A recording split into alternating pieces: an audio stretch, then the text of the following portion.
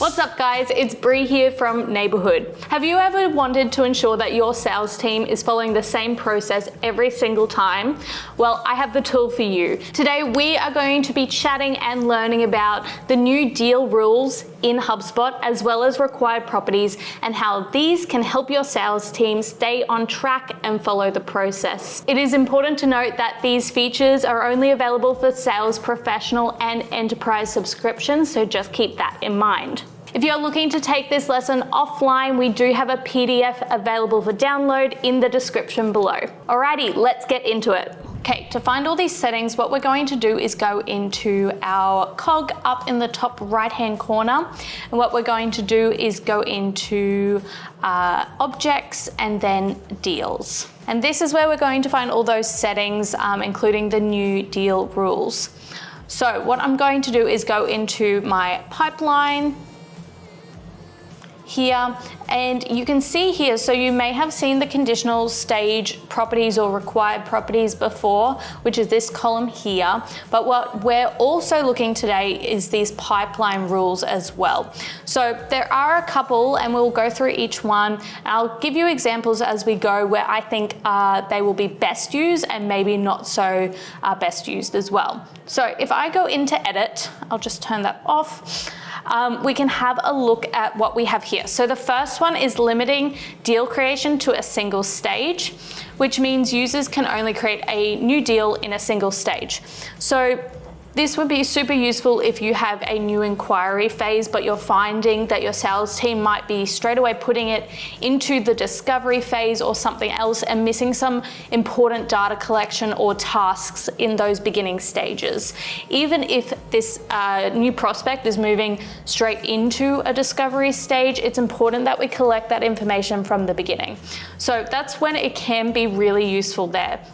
So when you turn that on, it's going to ask you to select that first stage in which deals can be created. And for this one, we'll just do maybe not this pipeline. Go into here. And we can do maybe appointments scheduled. So that would be the first phase. And basically every time I try to create a new deal now, it will go straight into that appointment scheduled and won't be able to be created in any other stage.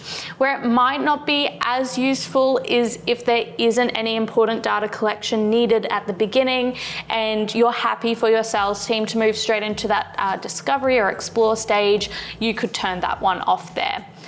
The next one we're looking at is restricting deals from skipping stages. So we often see sales teams come to us and say, our sales team is always skipping this stage here because it's either too hard or they don't think it's needed. And in that case, some data can be missed during that stage, as well as tasks and bits and bobs like that that may be needed in that stage. So basically what this is going to do is it forces the sales team to have to put it into the stage after next, so vary one after another.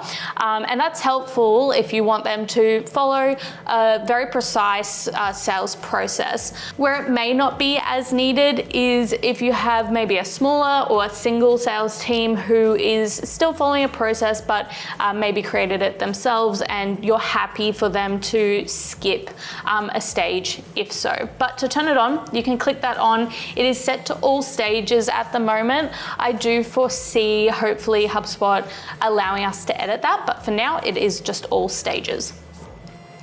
The next one we're looking at is restricting deals from moving backwards. So I think this is a really good one.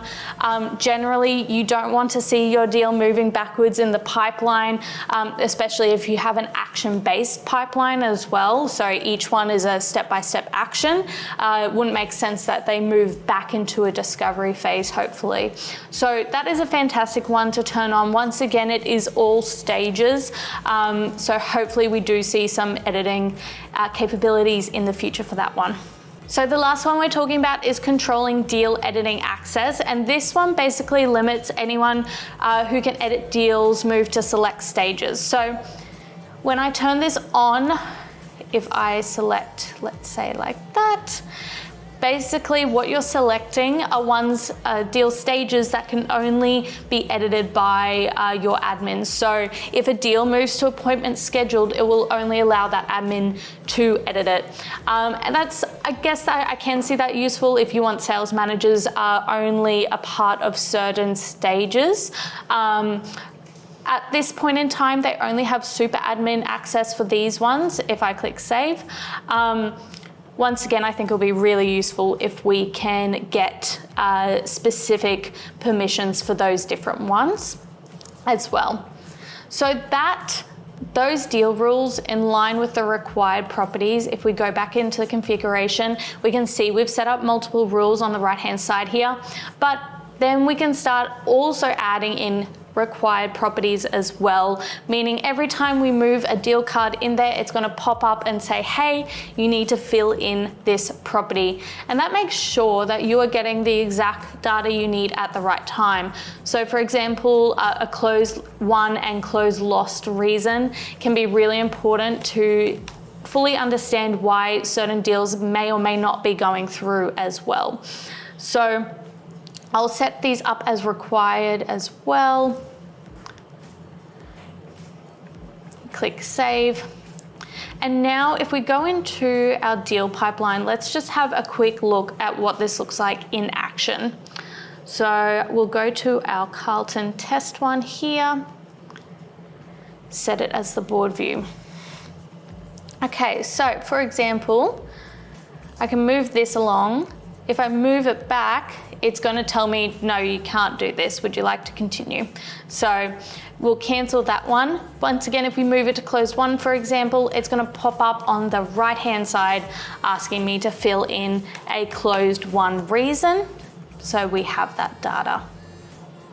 And altogether, that will create a super efficient, straightforward, and somewhat strict pipeline, but it ensures that your sales team is always collecting the data that you need from your prospects and is moving in the right way. All right, guys, and there you have it. You now know how to place in required properties in your deal pipeline, as well as set up some of those new deal pipeline rules.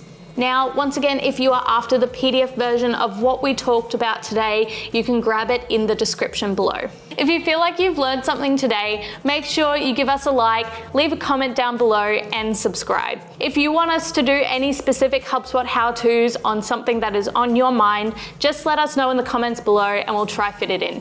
Alrighty guys, that is all from me. Happy HubSpotting, and I'll see you another time.